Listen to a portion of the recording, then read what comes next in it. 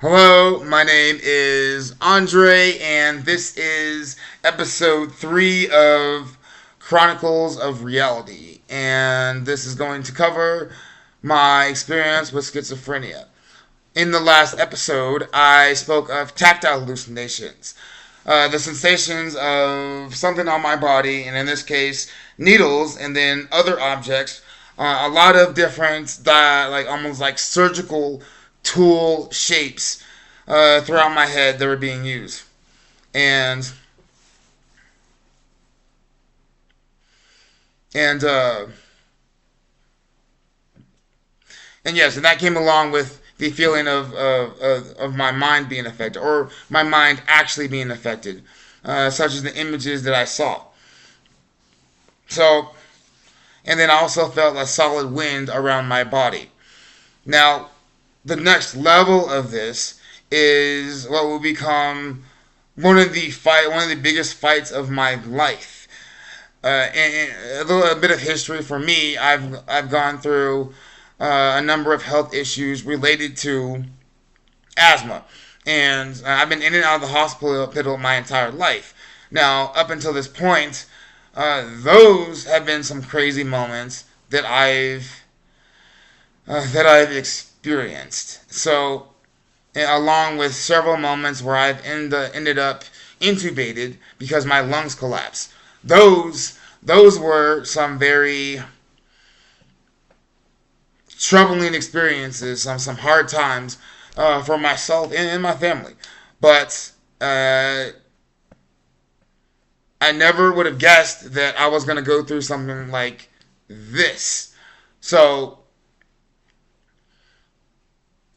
these tactile hallucinations then uh, upgraded to what I'm going to call a field. Now, the field is something that's sort of around you. So picture the generic sort of no, picture we'll use Dragon Ball Z and Bleach. I'm a nerd. I love Dragon Ball Z. I love anime. I love all sorts of anime. So picture the aura that's around Goku's body. Whatever form Goku has, he has some sort of aura that's around his body. Picture something like that, but instead of what flames, picture like a cloud, like a staticky cloud around your body. Sometimes it might feel like a smooth sensation. Sometimes it feels completely different. It almost feels like you just stepped into a room that's filled with some sort of type of gas, and you can feel it around your body, or immediately around your body. But then there's another level of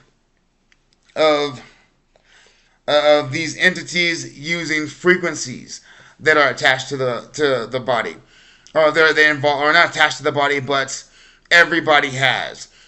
I'm going to say that everybody and a lot of different things that exist have frequencies, and I believe this through my experience, along with these entities having these frequencies that come along with the sensations of that individual's thoughts and emotions.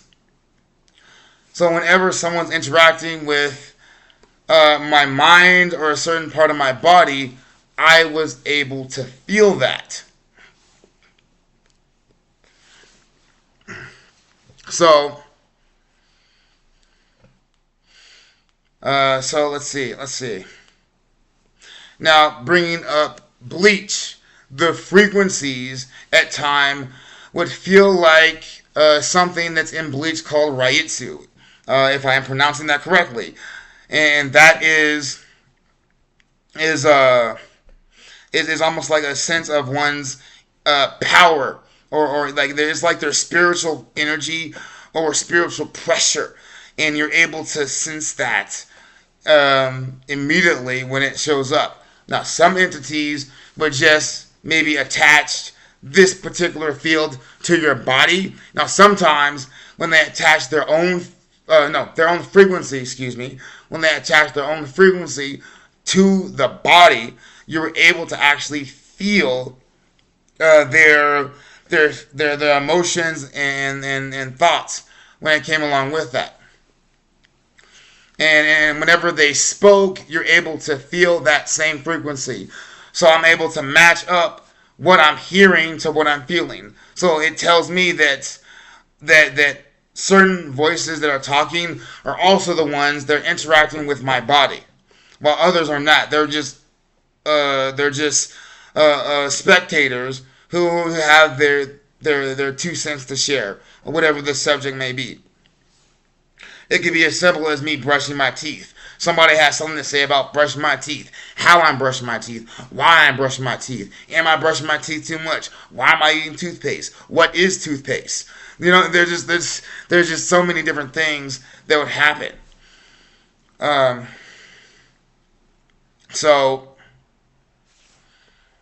so things sort of evolved to me feeling something, for instance, attached to my, let's say, something attached to maybe one part of my scalp. So it just feels like, in some cases, it might feel like a beam that's right in your scalp. For example, right now, since I am currently feeling tactile hallucinations, I currently feel something like that right here on my scalp. Now, in the past, during this time in the past, it would feel like a beam, that's on me, a beam or something like that. Uh,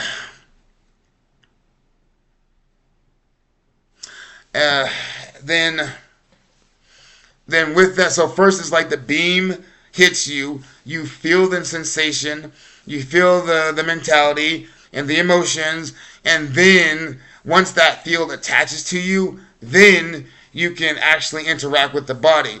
So something might attach to my leg, and suddenly I might feel, for instance, my leg being manipulated to maybe flex to a certain degree. Now, I'm not flexing my body at all. Like my muscle might flex, or it may be manipulated to flex in a certain way. Not as if they're flexing the muscles themselves, but almost like they're triggering something. They're almost like they're triggering the signals. Uh, that's wrong. That's wrong. Not quite the signals. There's like triggering something that's manipulating the muscles separately from my own signals to do that myself.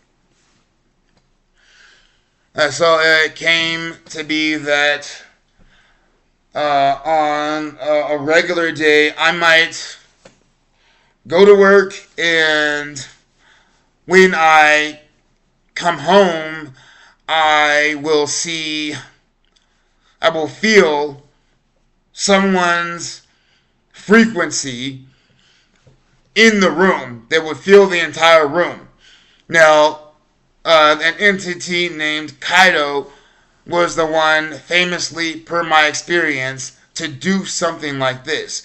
It wasn't always him, but other times, like it was him doing something like this. Uh, so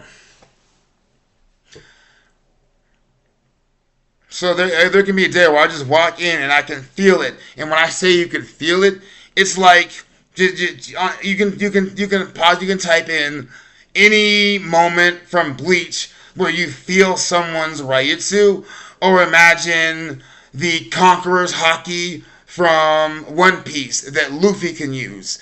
With his Conqueror Haki, like he can just spread that around and you can feel it immediately.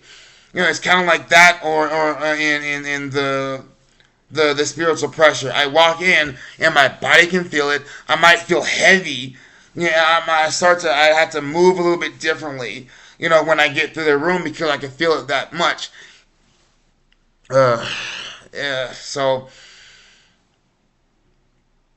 yeah, it was just a crazy experience. And eventually, I didn't just feel these sensations. I then had to fight the feeling of these emotions, of these frequencies being pressed on me that started to manipulate my own emotions. my emotion and thoughts. But at the time, specifically,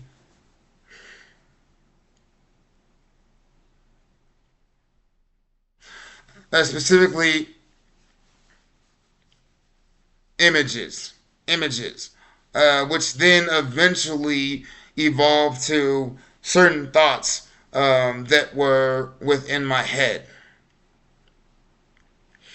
And so when this happened, it started to be the case that not just thoughts were being pulled from my head that I spoke in the previous episode, but now, no, but now maybe